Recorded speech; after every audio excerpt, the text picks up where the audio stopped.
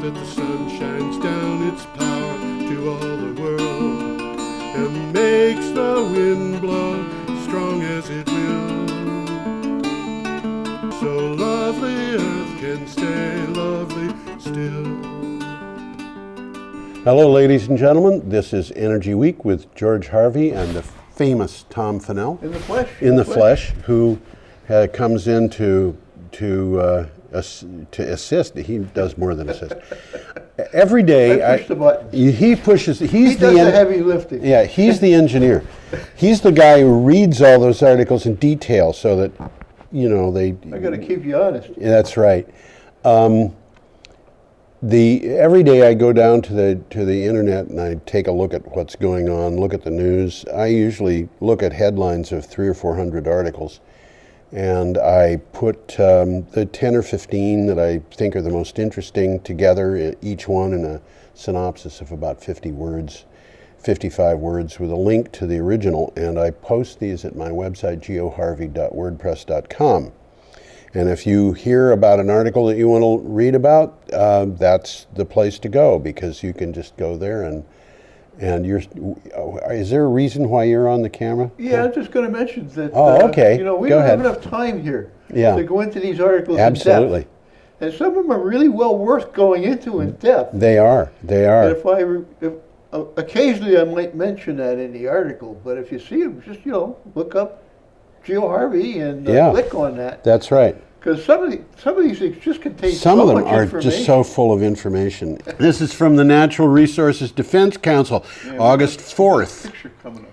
This is an opinion piece from the Natural Resources Defense Council about China. What's the title of it, Tom? China's role in combating global climate change is more important than ever. Yeah. And this is a good article explaining that. What I saw in China will help change the world, the author said. The air pollution is blamed for 1 million premature deaths every year in China and for reducing life expectancy by nearly 25 months.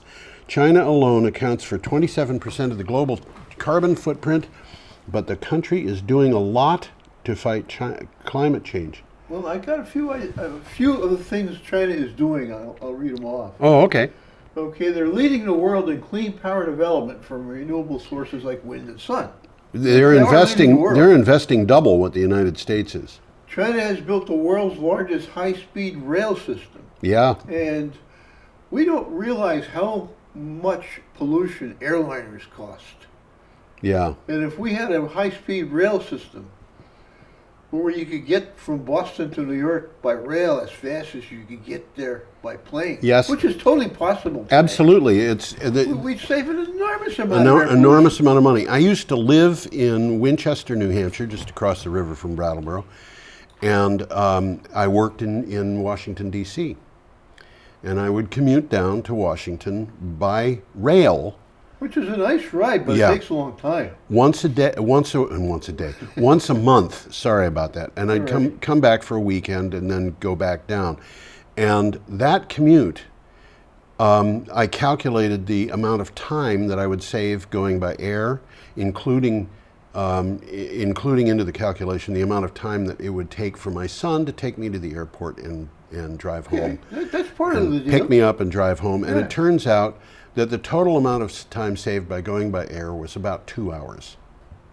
And you could deal with that one. I deal with that, for crying out loud. What good is it for me to get into Washington, D.C. at 7 o'clock in the evening instead of 9 o'clock in the evening? Oh, there's a lot of fun to be had in Washington, D.C. Yeah, between 7 and 9 in the evening. Okay. Well, I got a couple more things here to talk about. To mention. This is an interesting one. China's electric utilities collaborate with their customers to develop innovative ways to slow the growth in electricity demand. Yeah. And in much of America, the utilities are fighting this. Well, except in Vermont. You're right. The situation in Vermont is a little bit fluid right now. In fact, it's altogether too fluid. But historically, in the last few years, some of the utilities have been very supportive of renewable power. What else do you have? Two more here. That China is working to launch a cap and trade system that will create market incentives for Chinese industry to cut its carbon footprint. Okay. And the last one, China has pledged to cap its greenhouse gas emissions by 2030. Yeah, they promised President Obama that they would reach their peak output of carbon dioxide by 2035. And they're ahead of that. And they reached it in 2014. Probably before they made that promise. Yes, That's encouraging. Yes, it is. Okay, our next piece from the Globe and Mail, also an opinion piece. I know the title for this if you want me to read it. I was just trying to get it up on the screen here. Institutional investors are heeding climate warnings. Well, we've talked about this before. We have indeed, and they ask the question, should you too? Most people recognize that climate change is a risk for life on Earth, but a warming planet is likely to be dangerous to investment portfolios too. Institutional money managers are coming to realize it, and retail investors should pay heed as well. And of course, this is all part of this business about economics, banks, insurance companies, and now investors.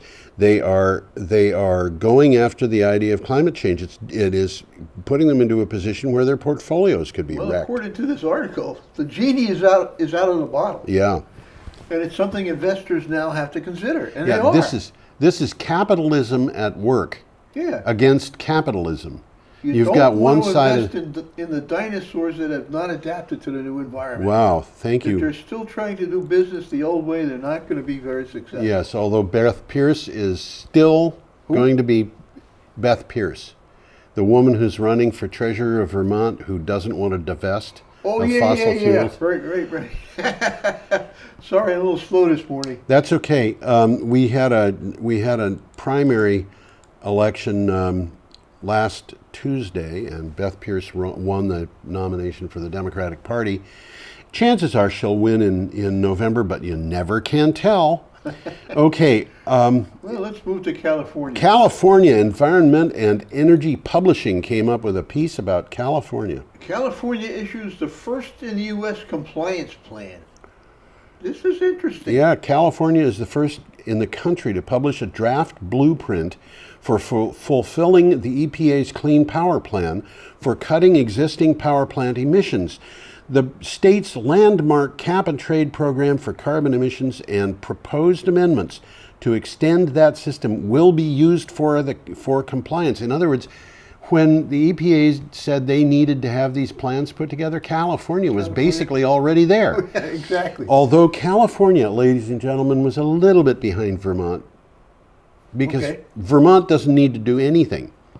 Vermont is the only state that doesn't need to do anything. Because we're 100% renewable. Because we don't have any carbon-based power plants. Well, okay. It sort of means the same thing. It sure does. But I think that was really kind of unintentional in a way. I don't think we want any either. Well, I think the people in California deserve praise. No question about it. And I don't want them all to move to Vermont. There isn't enough room for them. Okay, we're up to Friday, August 5th. We've got a picture. We have a picture. There it is. This is a really interesting picture for reasons that I will say in a minute. This is from Apple wins regulatory approval to begin selling excess energy from its solar farm. There you go. This is from a publication called 9 to 5 Mac. Silicon Beat reports that Apple received approval to begin selling off its excess renewable energy. The approval from the Federal Energy Regulatory Commission means Apple will be able to start selling excess energy generated from its solar farms and other renewable energy facilities that it has located in Nevada, Arizona, and California. And you know, other companies can do this. Oh, yeah, but they have a lot of capacity. They have a lot of capacity. Like, I've got just those three states you mentioned. Nevada, 20 megawatts. Arizona, 50 megawatts.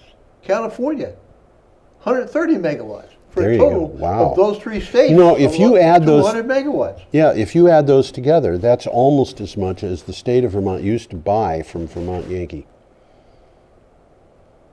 Yeah, almost. Although right. I admit that's only when the sun is shining. So you're going to talk about this picture here. The picture there, just look at that. Those solar panels are facing south. Okay. Those trees are southwest of the solar panels. They have to be. Like it. they will cast a shadow on those solar panels at some point in the afternoon. Yeah, yeah. Which is going to shut the panels down. Some of the panels, yeah. Some of the panels. Yeah. I just thought this is it's weird. Interesting you mentioned that because I was looking at an aerial photograph of Brattleboro. Yeah. And Brattleboro solar installation up by the Putney Road. Yes. And a very small part of it was in the shadow of trees. Yes. Yeah. Which is not as bad as some solar installations. Stephen Strong came to Brattleboro and talked, and there were a couple of installations that he talked about. I don't recognize the name. Stephen Strong is a guy who actually, he lives in Vermont now. Uh-huh. He runs an organization called Stephen Strong Associates in Harvard, Massachusetts. I think it's in Harvard. And he was the engineer. He's an architect and an engineer, but he was the environmental engineer who took care of the Bullitt Building, which was the first building, it was in Seattle, that met the Living Building Challenge. And he came to Brattleboro and talked, and he showed pictures of things like a building that had solar panels on the side of it, mm-hmm. and there were trees right next to the solar panels. There were conifers, so of course the solar panels were always in the shade. You got to think about certain things before you... Well, that's for sure. Yeah. That is for sure. No question about it. So our next item is from the Sydney Morning Herald. Wow, what a picture. The world's largest virtual power plant. Yeah. This is interesting. Let me get that picture Yeah, I'll up. put it up. This is not a picture of a virtual power plant. This is a picture of a wind turbine showing the guy coming out of the hatch. He's going to be doing some maintenance, or he's done his maintenance. There's something behind that picture too, because the caption on the picture said some politicians blame wind farms for supply problems. Yes. We've talked about that already. We have indeed, and as a matter of fact, in more places. Yeah, there was an update on that in the news today, and I'll just mention it. AGL said batteries it plans to install in and around Adelaide will be linked with solar panels in a system that would, and obviously wind, that would be the world's largest virtual power plant. The company hopes the system will meet demand peaks and avoid the need for source electricity from local power stations. Now, the wind power is not actually built into the system. The solar power is, however. It's almost a no-brainer. Yeah. You know, I mean, here is surplus power that would go to waste. Yes. And somebody's capturing it, storing it, and selling it when people want it. Well, this is something, the paradigm of renewable power using intermittent sources like solar and wind and other sources and storage is very different from the paradigm that says baseload power. Absolutely. They're two very different things. Absolutely. And explain people, that a little bit, because that's a valid point. People don't think about this, but baseload power, Vermont Yankee, which has closed down, is not as simple as it sounds. Well, you didn't shut it off at night. You don't shut it off. You don't even turn it down. No. You have to have that power going at night, which means you've got to have some place to dump it. Yeah. And factories stay open at night because you get reduced power costs and things of that nature. This is all built into a system that involves some pretty wild-looking auctions and things like that. Some parts of Texas, they're actually paying people to take the power. They're paying people to take the power, and the people they're paying, obviously, this is on the wholesale level. They're not individuals. But in some parts of Texas, individuals get their power for free at night. At night, right? Yeah, because when are you of going to do wind your turbine. wash? Yeah, when are you going to do your... When are you going to dry your clothes? Exactly. When are you going to charge your car?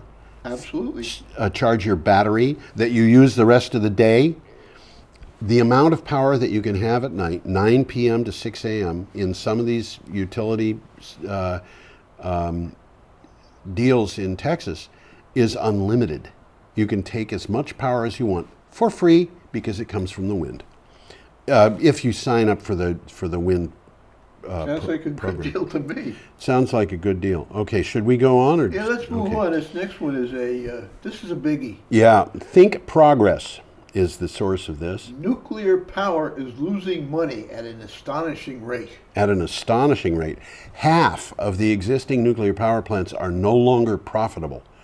I think this is in the United States. That's a biggie. Half of the existing nuclear power plants are no longer profitable. The New York Times and others have tried to blame renewable energy, but the admittedly astounding price drops of renewables aren't the primary cause of the industry's woes. In fact, fracked gas. this is only going to get worse. Yeah. Because cheap fracked gas. Cheap fracked gas is cheap, but solar power is starting to beat it on a price basis. And solar power doesn't have all the hidden costs. Solar power doesn't have the external costs. And wind power is already cheaper than fracked gas. So this is just going to get worse for the nuclear power industry. And the coal industry, by the way, is producing about half as much power as it was 2 years ago, according to the Energy Information Administration. I don't find that strange. No, but a lot of people don't understand. Nuclear power and coal are the two most important, the most expensive of the big non-peaking power systems. And they're also the most extensively used. Yeah, and the two that are the least expensive are wind and solar, which is just marginally beating out natural gas. Well, at times they are changing. They are indeed. Technology is moving along, and opportunities for wind and solar that exist today didn't exist 10 years ago. Right, and if you want to do something, I don't remember the website offhand. If anybody asks me, I'll tell them because I've got it in my computer. The Energy Information Administration every month does an update that shows how much power was produced by which sources. And they do this about halfway through the month for 2 months before. And if people think that the wind and solar are not producing a lot of power, they should bear in mind. Take a look at this, they should take a look. And admittedly, this figure includes hydro, but hydro is not half of what is in it. And much of the hydro has been around a long time. A long time. In April of this year, according to Platts, which is reporting from the EIA, and the reason I cite Platts is because they did a more careful addition, I should say, than I did. I just did a back of the envelope thing, and they undoubtedly included things I don't include. According to Platts, renewables provided 19.8% of all of the electrical power in the month of April. Why don't we just round that to 20? Well, we could. This is a tiny bit more than was produced by nuclear in 2014. But nuclear is upwards of 21% in the same month, and the reason is not because of new nuclear coming online, but because the demand for electric power in the United States went down by about 5%. Okay? And I want to mention this about this one. Yeah? I said that some of these articles are really worth checking out. This one is. This is one of them. Yeah, this is a August 5th. Very long article. It is detailed. They dot their I's, they cross their T's. And if you want to learn about what's going on, take a couple of days out of your life to read this article. Tom spends all week looking at the stuff for my blog. Actually, I spend all week doing it. Tom just, reads it very closely a couple of days a week. That item, by the way, go to geoharvey.wordpress.com, geoharvey.wordpress.com. That is on August 5th. So you just click on the August 5th on the calendar. And click on Think Progress. Yeah, the Think Progress article. Absolutely. We Okay, hope, because on not a all those lighter links, note now. not all those links work all the time. And if that one doesn't work and somebody needs it, I'll find a different. Well, they usually do. Nine do. times out of 10 they work. Yeah. Every once in a while I have to work around them. They get a little less cooperative as they get a little older. In general, the ones that go back to 2013. Okay. Yeah, because they've been removed. Yeah. The Brattleboro Reformer removes them at the end of the week. I'm having some increasing trouble with some of these sites because they're putting animation on a site. Oh, no. Yes, I know. It's terrible. That causes, what do they call them, scripts to run. Yeah. It slows everything down. It slows everything down. I was going to CNN and BBC as the first two sites I visited every morning. Yeah. And usually get very little news from there. But I stopped going to CNN. CNN has an energy environment page. I just go straight to that because CNN has got so much stuff that and it's all irrelevant. It's all irrelevant to me almost. And so I go to CNN Energy Environment, then the BBC, and then Clean Technica, and then you know, maritime shipping news or. You do come up with some obscure sites, but you got good ones. Well, the obscure ones come up from searches. Okay, we're up to August 6th. Yeah, we're up to Saturday already. A Thai village uses poop to power homes. That's what they do. A picture of the source of that poop. Yeah, there you go. Nestled in a deep pocket in the forest off Thai's electric grid, villagers in Padang have become early adopters and evangelists for unusual alternative energy source, poop. After successfully lighting up their homes with solar panels and stoves fueled by cow dung, the villagers are now clean energy crusaders. This is from the Deccan Chronicle. Well, it's an interesting story here because they put up solar because of a government program. Yep. And the solar started breaking down, and there wasn't anybody who knew how to fix it. Yeah. So these guys learned how to fix it. Yeah. And now they're going around telling other villages from other small towns how to do it. And instead of burning the cow dung in stoves, they are now they're gasifying it. That's brilliant. Yeah, absolutely. So there you go. Blue biogas balloons. Blue biogas balloons. Well, you know, and the interesting thing is if you look at biodigesters, yes. And I've mentioned this before, there are 1 million biodigesters I've read in homes in China, providing those homes with cooking gas. They take... That's what this article's about. Yeah, they take the it's food... It's about Thailand, but they're doing it in China too. They take the kitchen waste and any other kind of organic waste. Coffee grounds, put it into the biodigester, allow it to digest. It's a fermentation process, natural process, and it gives off methane, which is captured in a blue balloon, and then they use that for cooking. So they have. So they got a lot less mess inside their houses. Yep. They're not coughing and coughing. There's no fumes from that thing going into the house except for the. Which is a big problem. Yeah, and so they don't attract flies and gnats and all kinds of little creatures, but they also don't have smells, and all they have is gas, which is essentially the same as natural gas, except that it's produced by them. They don't pay for it. Yeah. So there you go. Sounds like a good deal all around. Yep. Should we go on? Yeah, we got a picture coming. Our next one is from Renews. Okay, Dong. Yep. Eyes the Bay State link. Right. Dong, by the way, is Danish Oil and Natural Gas. It's an acronym. Not a Chinese firm at all. No, not at all. Okay, the By U.S. the way, in Massachusetts, Dong is known as Bay State Wind. That's fact. Okay, now we know. The U.S. grid operator ISO New England is mulling a request by Dong Energy, also known as Bay State Wind, which is seeking an 800 megawatt of grid capacity for its planned 1 gigawatt Bay State wind farm off the coast of Massachusetts. Dong wants the link at Brayton Point Power Station, where an existing 1 gigawatt coal plant is scheduled to close this year. A match made in heaven. Oh boy! And you know what you're doing here. People who oppose wind power for a thing like this ought to think about this for a minute. I started looking for statistics on avian mortality. Yes. In 2012, according to the estimates I got, and this is kind of middle of the road estimates. I got a lot of estimates going in one direction or another. I wanted something that I could kind of back that looked like it could be factual. 440,000 birds were killed by wind turbines in the United States.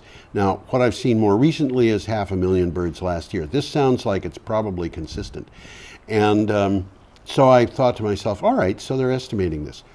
What does this mean? Is this really a high number? Is it a low number? Mm-hmm. What is going on here? How do they do this? Mm-hmm. So I started looking at how do they do the estimates, and I came up with a study, peer-reviewed study, that was published earlier at which some people did an investigation of avian mortalities at a single power plant. Okay, single plant. Okay. And they counted birds that they could identify, but they estimated the birds they couldn't identify because, for example, in one case, a fox they saw a fox running off with a duck. All right, they know it's a duck. Okay. They don't know how it died. Yeah. A seagull flying off with a dead sparrow. Again, in some cases, they didn't know how the bird died because it had been eaten. Yeah. You know, so they estimated a number of birds, which was just about double the number that they were able actually to identify, and they came up with a number which was 5,000 birds killed during the inventory period. Now, 440,000 birds in the U.S. is about one bird every 73 seconds. What happened at that one site was 5,000 birds died in the inventory period of 48 hours. Okay. All right, that's one bird every 35 seconds at one site. So how does that what does that tell us? What it tells us is this. That one site, with its 7 generators, okay, powered 1 by nuclear and 6 by coal, okay, was killing birds faster during that inventory period by twice than all of the wind turbines in the United States. But the wind turbines are more spectacular. They sure are. But I have to be truthful here. The reason they did that inventory was because the birds, it was during a migrating season, and the birds were flying in the fog. Okay. So that's what they did, and they said they had cooling towers and smokestacks that had strobe lights on them to keep the birds away. Didn't help. Well, you know, New York City's tall buildings been killing birds for 100 Absolutely, years. but you know what? They're not as bad as houses. Huh? Believe it or not, I've actually, the research that I did on this, houses are more deadly than tall buildings for killing birds. We got a lot of houses. Yeah. A lot of houses. You're talking about places people live in. Yeah, I used to live in houses. Yeah, I used to live in a house that had 5 picture windows in the living room. Yeah. 2 on one wall, 3 on another. Yeah. The birds could see through. Yeah. They tried to fly through. The cat sat under the window and just waited. Lazy cat. A lazy cat. Well, an interesting thing here about Brayton Point. Yes. First of all, it's closing. Yes. Second of all, it's very large. Yeah, and it's got the connections. And it's got as we found out. Yep. This is a killer. Estimated to burn more than 10,000 tons of coal a day. Yes. And fresh supplies are brought in by barge every 4 days. The coal comes from Colombia, Kentucky, and Colorado. Well, they're closing that. They're closing that, and it's in southern Massachusetts, and it's just in the right spot. If you want to inject power from the offshore. If you want to think about what that means, how many tons a day? 10,000. 10,000 tons of coal. It's actually something like 11.4 or something like that. If it's 10,000 tons of coal has the carbon, which is most of coal is made up of carbon, has an atomic weight of 12. Okay. Oxygen has an atomic weight of 16. Okay. The carbon atom has a carbon dioxide atom has one carbon and 2 oxygens, which means as the carbon burns, it acquires oxygen from the air, and carbon dioxide, the amount of carbon dioxide released is like 3 2/3 times as much mass as the amount of carbon you burn to begin with. Okay, so we're talking 30,000 tons of carbon You're dioxide. talking about well over 30,000 tons. And that doesn't even address the issue of how much sulfur is in there and how much mercury is in there, and not all of that stuff is trapped. Yeah. And so, okay, you can replace it by wind turbines. Is that really such a terrible thing? Well, I don't think we think so on this show. No, we don't. Yeah, I don't. I think if I owned a lot of coal somewhere in Kentucky or something like that, I'd think it was a bad idea. If I owned coal in Kentucky, I would close down that investment altogether and just say goodbye to it, write it off, and say I think people are doing exactly that right now. they are. Yeah, because coal, the amount of energy produced by coal in the United States has declined 50% in the last 2 years. And when you think about because that, it's not competitive anymore. it's not competitive. So, again, I would close it down. Anyway, our next item is from Clean Technica. The White House directs federal agencies to consider climate change in their decisions. The White House Council on Environmental Quality directed federal agencies to consider the impacts of their actions on climate change in all decision making. According to the White House, federal agencies are required to consider and disclose the potential effects of their actions and decisions on the environment. And I think we should extend that to the Electoral College and say that they should be required to consider that. Their decisions. Well, I've got a list here of some of the things that the government's telling them to consider. Okay. Consider the potential effects of a proposed action on climate change. Yes. Consider the effects of climate change on a proposed action.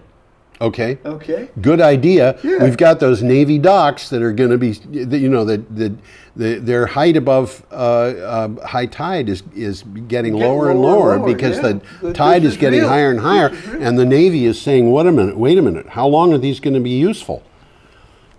Okay, they're telling them to quantify projected greenhouse gas emissions of proposed federal actions. Yes. Okay.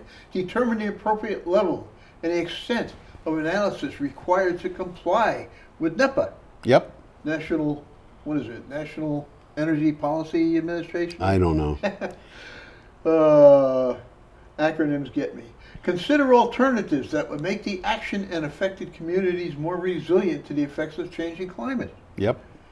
Use existing information and science when assessing proposed action. Science. That's an interesting word. Yes, science. These ladies are all and good gentlemen. ideas. Yeah, we've got to move on, Tom, because we've got a lot to cover We're coming yet. closer to home here. We are indeed. Hampshire College. This is WAMC reported this. Hampshire College begins constructing a large solar project. This is astonishing. They're doing it on their own. They're doing it on their own. Hampshire College is constructing the largest campus solar power array in New England. The project is putting up 15,000 solar panels on 19 acres of campus land. And by the way, when the solar array it comes to the end of its life, that land can revert to any use they want it to revert to. Yeah, Interestingly enough, it will not be destroyed. It will generate 4.7 megawatts of electricity and includes a battery storage system. Hampshire College will boast of 100% of its electricity coming from renewable energy, and it's the first college in the United States, I think, to do that. And this So they're going to have surplus they can sell. Yeah. And by the way, there's no tax breaks for them on this because they're not a for-profit institution. Yeah, As you said, taxes, they're doing this on their own. Yeah. And on top of that, the people in some of the communities around there were saying, wait a minute, if this went on private land, that land would pay taxes for the array. They're taking care of that. They're taking care of it. Hadley are receiving what they call LULUs, payments in lieu of taxes. Yes, there you go. Now we're up to Sunday, August 7th. This this one, it just boggles the mind. It comes Turning from the old smartphones into anti-burglary devices and baby monitors. This is from the Guardian. You could do more than just those two things. These old smartphones can give us new opportunities. Quote, there are about 1 billion idle smartphones in the United States, end quote. The head of a startup business says, quote, they're just sitting in drawers at the moment, destined for a landfill. And yet they've got GPS, 2 cameras, a microphone, a processor, and 5 or 6 other useful sensors, end Pretty quote. sophisticated little things. They are, well. But somebody talked you into buying a new one. When I think about the first computer I had, yeah. I was talking with a woman a few days ago, and she was sitting there on her computer. This isn't a smartphone; it was a computer.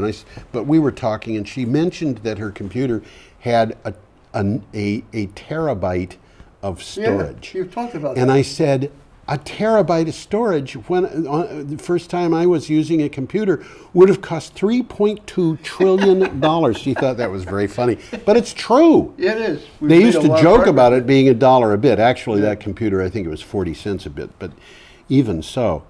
Okay, should we move on?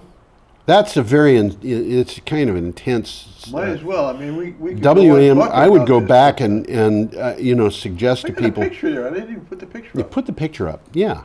People who want to find out about this can go to the blog, click on August 6th, and go to that article. You'll see it. It's, I think it's in the U.S. section. It might actually be in the science section, but it's there. And it'll come up. Yeah. Okay. Our next item is from Seeker, and this is California. California offshore wind farm will float. This is interesting. It is. California project would have 100 turbines on platforms tethered to the ocean floor, floating 33 miles off the coast. This is a little far for sparrows to fly. Trident Wind, a Seattle company, by the way, they will object anyway, because this is going to bother the porpoises. A Seattle-based company. You said that on purpose, didn't you? I did indeed. I think you said it for the hell of it. I said it for the hell of it. That's right. Plans. There was a joke about transporting juvenile smelts across state lines for immoral purposes. I'm sorry I said that. Already, I'm laughing. I'm sorry. All right. A Seattle-based company plans to place the turbines off the coast of Morro Bay. The turbines would be affixed to floating platforms tethered to the seafloor using cables. Well, two things here. Morro Bay, for those who don't know, and I had to look it up. Yeah. It's halfway between San Francisco and Los Angeles. Right. On the coast. Right. Right in the middle. Yeah. Doesn't look like much of a bay. And the reason why they're floating is unlike the East Coast, which has a continental shelf. In California, the ocean floor drops off rapidly. Yeah, it's so like you a go 30 cliff. miles out to sea, you can't touch bottom. Yeah. I mean, you can, but you got to have a. You got to have a long. I don't think you could go down and scuba out there. And they're doing this in Japan as well. Yes. For the very same reason. Yep, and in other places too, as a matter of fact. And we just don't have to. We don't have to have them float off Nantucket. If they're no, they can. It's not. They can be supported by the bottom. Yep. Yeah, that's the whole point of this. Okay, should we go on? Might as well. Monday, August 8th, and this is from VT Digger. Here. Yep. Shumlin and Recchia announced agreement on Green Mountain Power electric rates. This is good news. Yeah, well, it's not bad. I mean, Green Mountain Power's electric rates have been going down. Now they're going to go up a little bit, but they're not going up much. Less than 1%. Yeah. Vermont Governor Peter Shumlin and Public Service Department Commissioner Chris Recchia announced today that PSD has reached an agreement with Green Mountain Power that, pending PSD board approval, will result in a 0.93% rate increase for GMP customers in the coming year. This is from VT Digger. Okay? I like it. It's not a penny. It's 0.93%. Percent, that's right. 0.93%. It's not bad. Yeah, on my bill, that would mean a little less than 0.2 cents per kilowatt hour. I'm paying 19 cents. Yeah. Because I'm buying cow power. It's my one luxury in life. Okay. Well, we got a picture coming up on this next We one. do. This is Sam Villela. Here. And this is news from the Duluth News Tribune. It is that. Yes. You got a title for it? This is crazy. Yeah, members question motives for hikes in electric co-op solar. Question motives? Are you kidding me? It's greed. It's greed. just simple greed. Electric co-ops. This is incredible. Yeah, it'll happen elsewhere. Electric co-ops across Minnesota have instituted fees on new residential solar arrays based on a 2015 law, and renewable energy advocates are angry. Lion Lincoln Electric charges a customer $49 per month. That's every month. Every month for a rooftop solar connection. The Minnesota Public Utilities Commission is investigating the fees.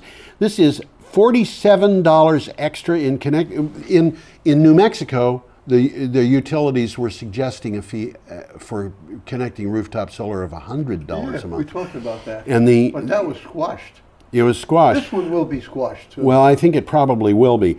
The argument that they have is because they're paying more money for solar power than they pay for ordinary power, it drives up the utility bills for everybody else. And there have been study after study after study looking into that, and they all come up with the actual value to the utility for solar power coming off a person's rooftop is more than they pay, even if they're doing it with net metering at a premium.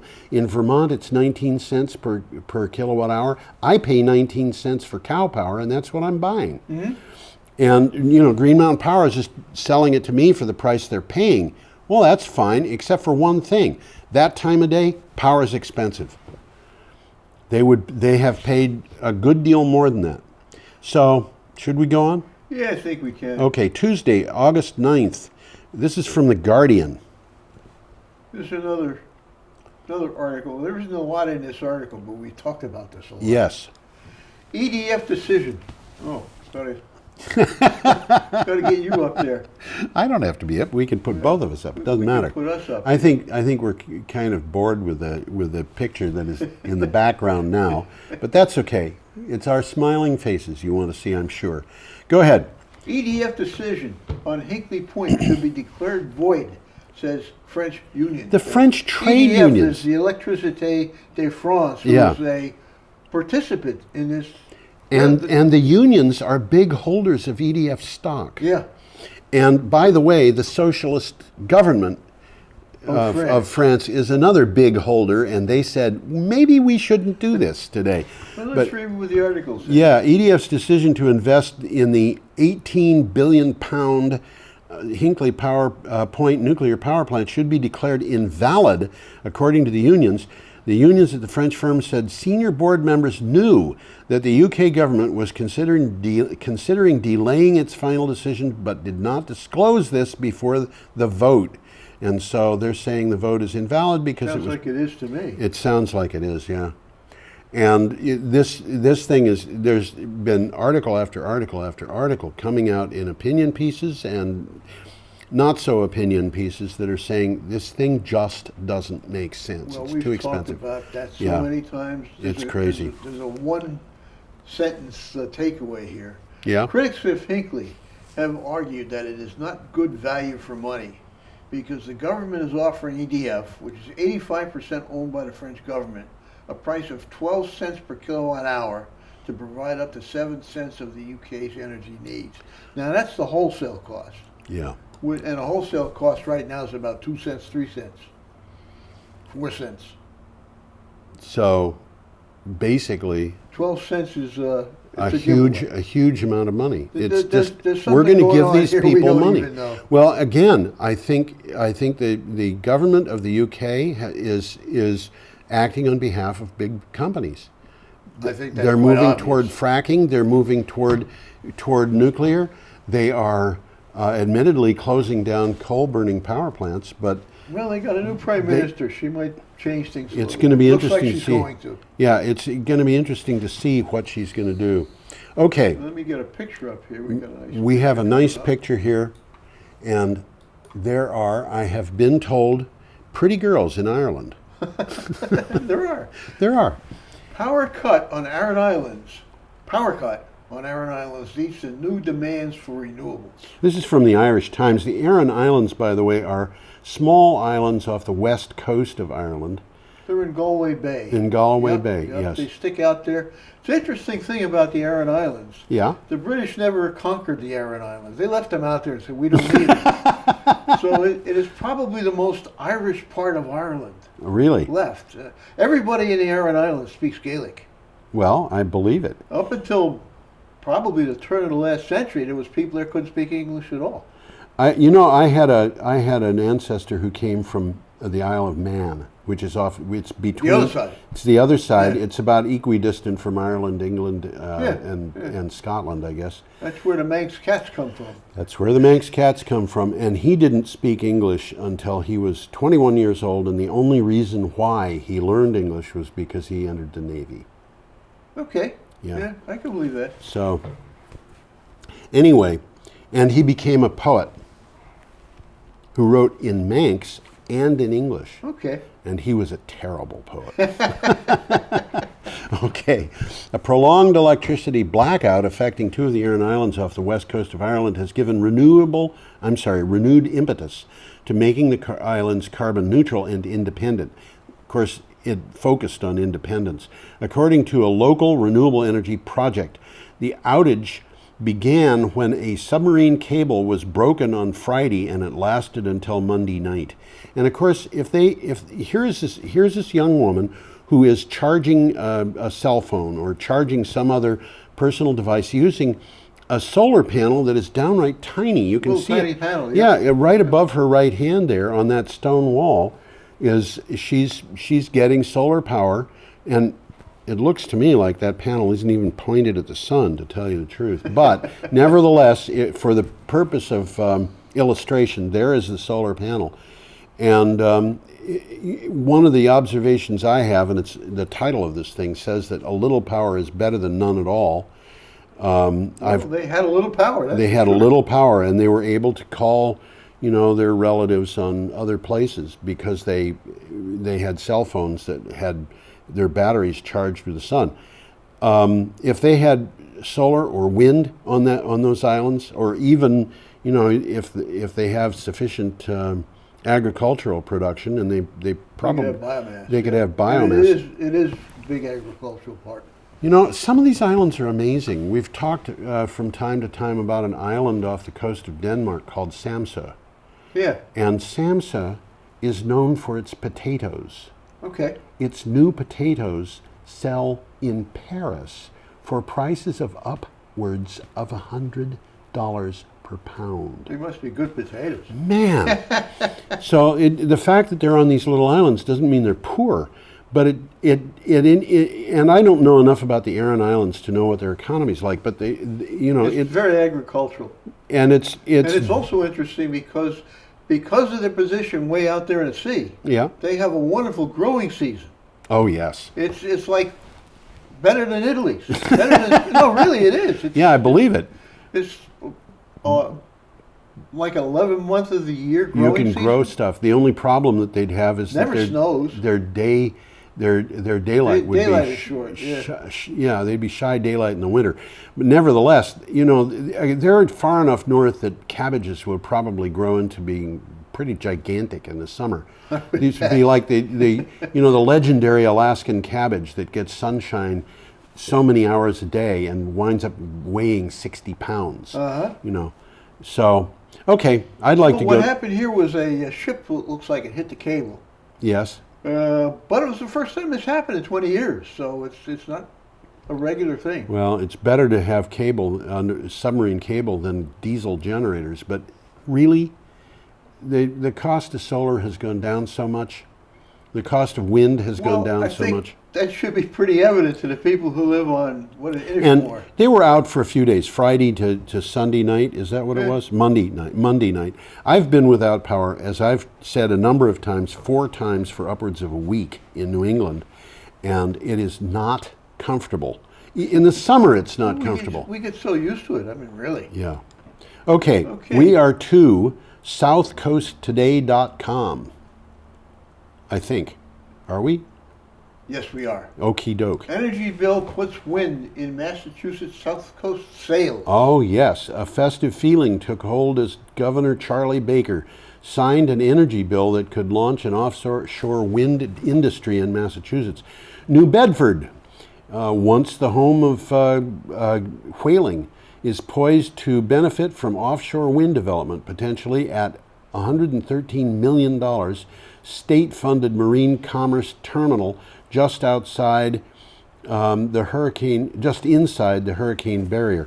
They're looking at this from the point of view of what's the money in it for them, but they're also looking at it, and the reason why the state voted the way that it did and the governor did was not just jobs in industry. It was because they wanted renewable power.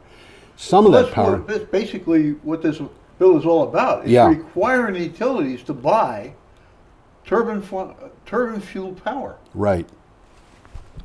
Okay, we've got 4 items to cover and about 10 minutes to do it, so we got to speed on.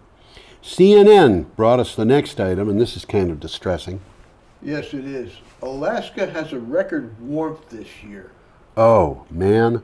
Alaska. I should mention this is one of the ones you want to look up. It's CNN. Yeah, it's CNN. But there's some great pictures of Alaska. Oh, there are. Yeah. And there's a little thing you can click on where, if you're so inclined, you can see glaciers melting before your eyes. Yep. The time-lapse photography. Alaska averaging 33.9 degrees over 7 months may not seem warm to folks in the lower 48, but it just proves they haven't lived there. A not far above freezing high from January 1st to July 31st is a virtual heat wave. This year's average is 8.1 degrees above the 20th century average of 25.8.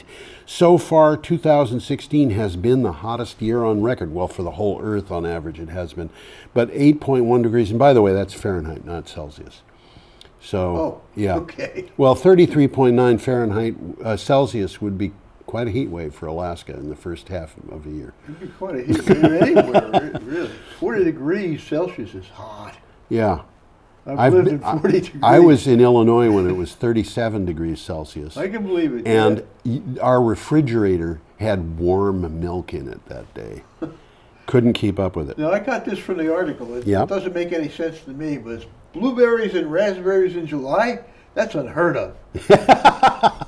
This is Alaska. This is the scary part of it. The higher than normal temperatures are blamed for sparking tundra blazes that threaten the state's forests. Yes. And they can't put them out. This is a big problem. And when those blazes start, well, the methane that is in the permafrost under the surface of the land, a lot of it is released. And I suppose if you're going to release it, it's good to release it into a fire. But, you know. Yeah, 'cause then you get CO2 in the atmosphere. Some of methane. these fires in the Northwest, in Canada, some of them, once they start, they don't go out until there's snow. Not until there's snow. Okay. The takeaway here is some of these areas haven't burned in thousands of years. Yeah. Whew. Our next item is from Nature World nice News. picture here. Yes. And that is a nice picture. That is a nice picture. And I can tell you what that is. What is it? That is Bass Rock, which is in the Firth of Forth. I looked it up to try and find out what it was, and I did get to the point that it was in Scotland. Yes. It's Bass? Bass Rock. Yeah, like the fish.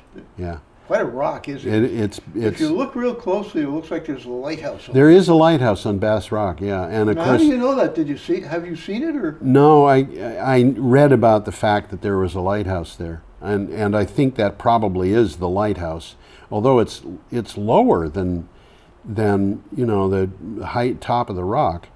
But there's a chapel on Bass Rock too that dates back to some time in the past. Maybe that's the chapel that I'm looking at. I thought it was a lighthouse. I think it's a lighthouse, yeah. But it's lower than nice picture anyhow. Yeah. Anyway, we're in nature. This is from Nature World News, and the thing about Bass Rock, the reason why the picture was with the article, is because it's a place where fresh water meets salt water. That's what this article's all about. That's right.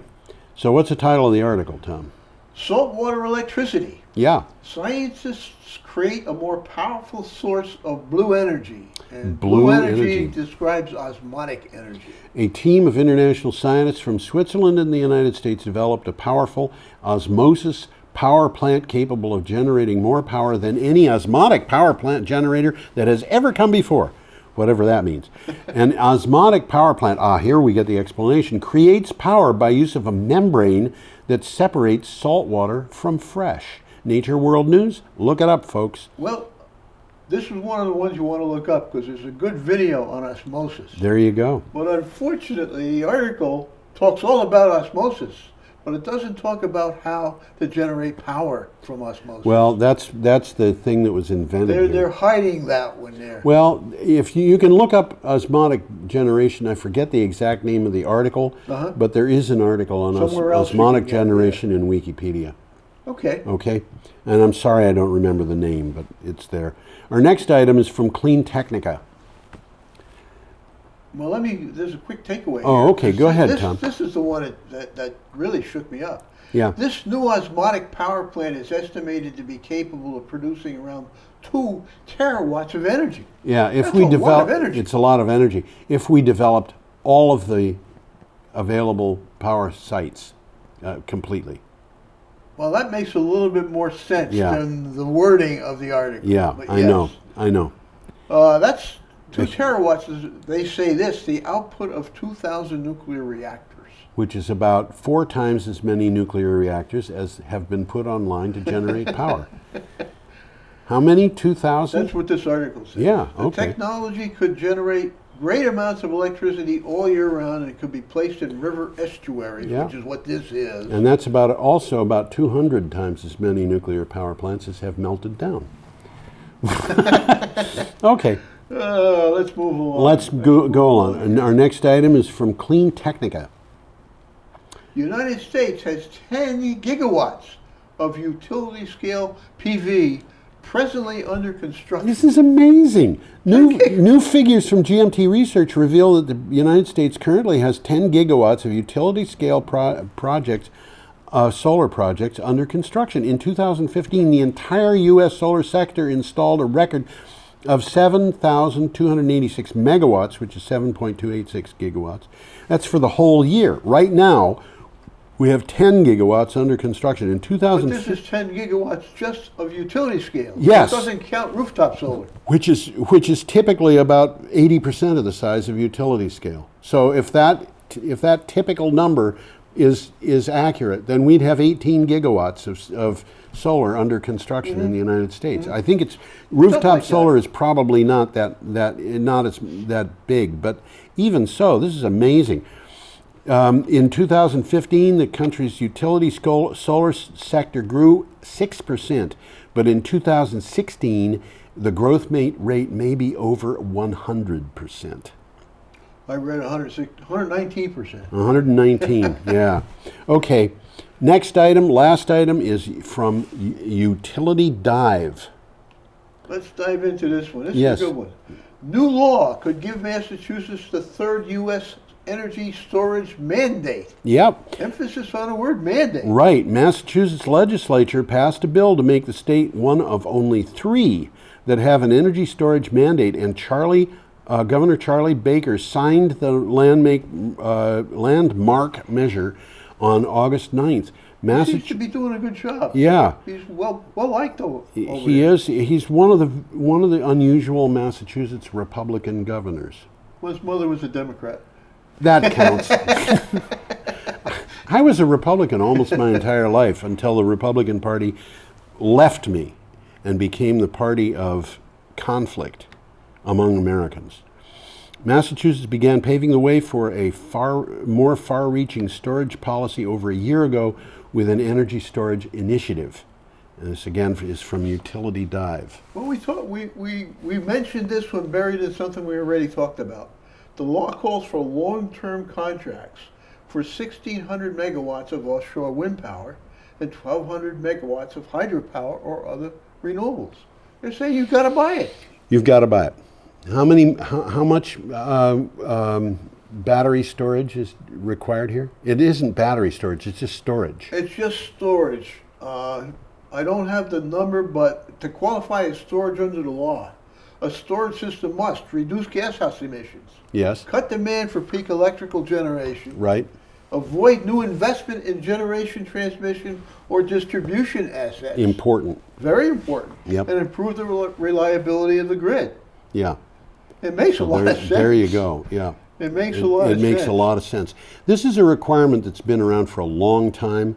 I mean, we've pointed this out many, many times that when Vermont Yankee nuclear power plant was built, an energy storage system was also built simultaneously Right down the river. Right down the river in Northfield, Massachusetts, and that storage system Still there, still is working. still there, still working.